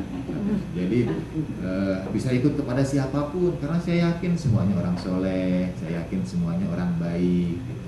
Itu karena definisi mursyid yang dimaksudkan dulu pada awal-awal orang sering mengkaji atau menjalani ilmu seir wasuluk ini, yang dimaksudkan mursyid adalah orang yang tahu betul perkembangan muridnya. Jadi dulu itu guru-guru sufi, misalnya seperti Junaid al-Baghdadi, Rusdihan al-Bakli, tidak pernah punya murid bahkan sebanyak ini pun. Kadang-kadang hanya 4 orang, 5 orang, mungkin paling banyak 12. satu guru sufi itu dia jadi mursyid untuk sekian orang? Karena dia tahu perkembangan spiritual muridnya. Jadi yang dimaksudkan mursyid itu adalah orang yang tahu perkembangan ruhaniyah muridnya. Tidak seperti kita sekarang ini, biasanya kita kalau datang ke ustadz bawa permasalahan, obatnya generik. Jadi datang permasalahan ini, sabar saja, Tuhan sudah kasih yang terbaik untuk kamu gitu. Saya kalau ada orang tanya sama saya pertanyaan, saya suka jawab dua. Mau jawaban yang standar, jawaban ustadz, atau jawaban yang sesungguhnya. Saya bilang itu. Kalau jawaban ustadz, saya bilang, ini ujian dari Allah Ta'ala. Kita harus banyak mendekatkan diri kita kepada Tuhan. Itu jawaban standar, jawaban ustadz. Tapi kalau jawaban yang sesungguhnya, saya bilang itu bisa lebih kompleks. Nah, dulu mursyid itu tahu perkembangan muridnya. Dari mana saya berpendapat seperti itu? Dari saya melihat bagaimana Nabi memperlakukan sahabatnya. Nabi memperlakukan sahabat itu beda-beda sesuai dengan perkembangan sahabatnya. Nabi kasih ilmu sesuai dengan ilmu sahabatnya. Ada wasiat Nabi untuk Salman, Abu Dzar, Bilal, Miqdad yang beda-beda. Tata cara ibadahnya juga Nabi ajarkan beda-beda. Tasbih yang 3 itu tasbih yang diajarkan Nabi kepada Sayyidah Fatimah. Ada lagi tata cara ibadah lain Nabi ajarkan khusus kepada sahabat itu. Jadi memang sesuai dengan perkembangan yang dia butuhkan. Atau kalau orang tanya itu yang paling jelas, amal apa yang paling utama? Nabi jawab selalu beda-beda kepada setiap sahabat yang tanya. Kalau yang datangnya pengecut, Nabi jawab buat kamu jihad fisabilillah. Kalau yang datangnya itu orang yang menelantarkan orang tuanya, Nabi jawab amalan yang paling baik adalah berkhidmat kepada kedua orang tua. Datang lagi orang yang sering meninggalkan sholat, Nabi jawab amalan yang paling baik adalah sholat pada waktunya. Karena Nabi tahu masing-masing perkembangan sahabat itu, walaupun sahabat itu tidak mengatakannya, itu mursyid yang paling baik. Jadi kalau mau cari mursyid, carilah mursyid yang mencurahkan sepenuh jangan sepenuh hatinya, tapi paling tidak, karena kalau begitu ya misalnya kalau cari mursyid yang mencurahkan sepenuh hatinya, ya sudah dia jadikan suami kita saja, agak sulit juga.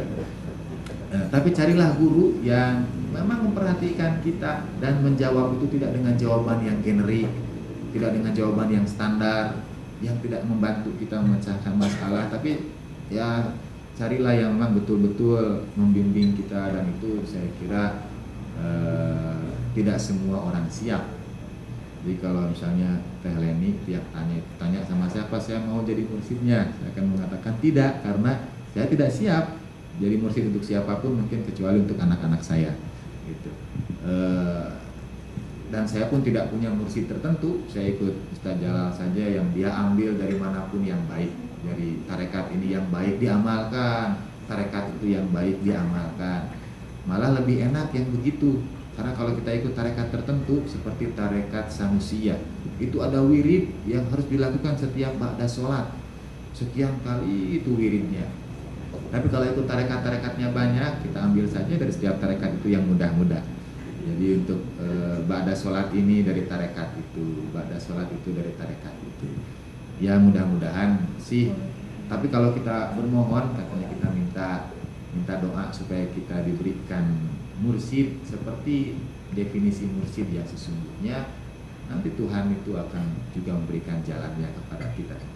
Kalau dalam cerita tentang para misalnya tarekat Naqsabandiyah, saya itu pernah diminta jadi penerjemah mursyidnya tarekat Naqsabandiyah sedunia, dari Syekh Hisam Kabani sama Syekh Nazim Hakoni. Saya diminta jadi penerjemah.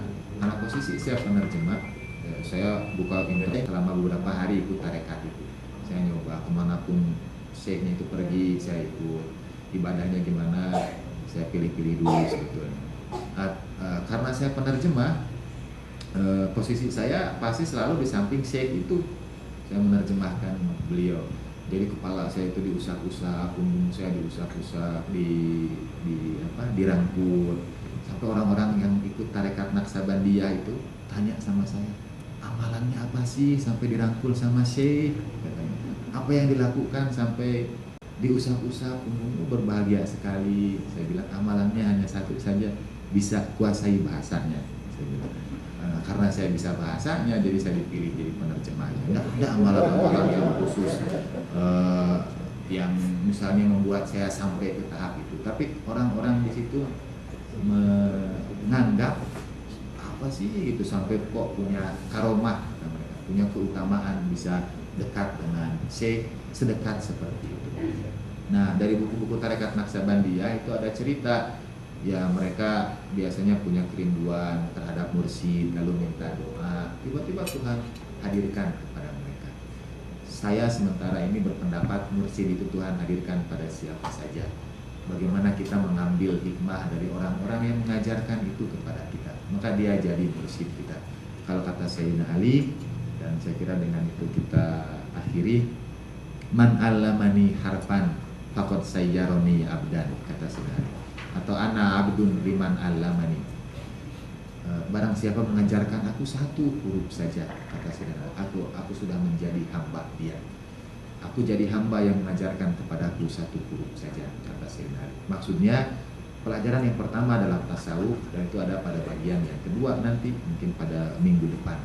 Itu ada pada perkhidmatan. Kalau kita ingin punya mursyid, berkhidmatlah kepada ya yang kita anggap misalnya layak jadi mursyid. Sayyidina Ali begitu, dia berkhidmat kepada orang yang mengajarinya walau satu huruf saja. Dan orang yang mengajari Sayyidina Ali adalah Rasulullah Shallallahu Alaihi Wasallam. Ketika seorang ibu yang kaya raya datang kepada Junaid al-Baghdadi, minta supaya anaknya diajarkan agama, dipesantrenkan di tempat Junaid, sufi dari Baghdad itu, dia tinggalkanlah. Setahun kemudian dia datang, dia lihat anaknya itu membersihkan toilet saja pekerjaannya setiap hari. Sampai ibunya marah-marah, aku tidak sekolahkan anakku itu untuk membersihkan toilet. Kalau kamu mau aku bisa sewa pembantu. Tapi kata Junaid, sebelum dia bisa mengikis keangkuhan dalam diri dia tidak bisa melangkah lebih jauh dalam pelajaran.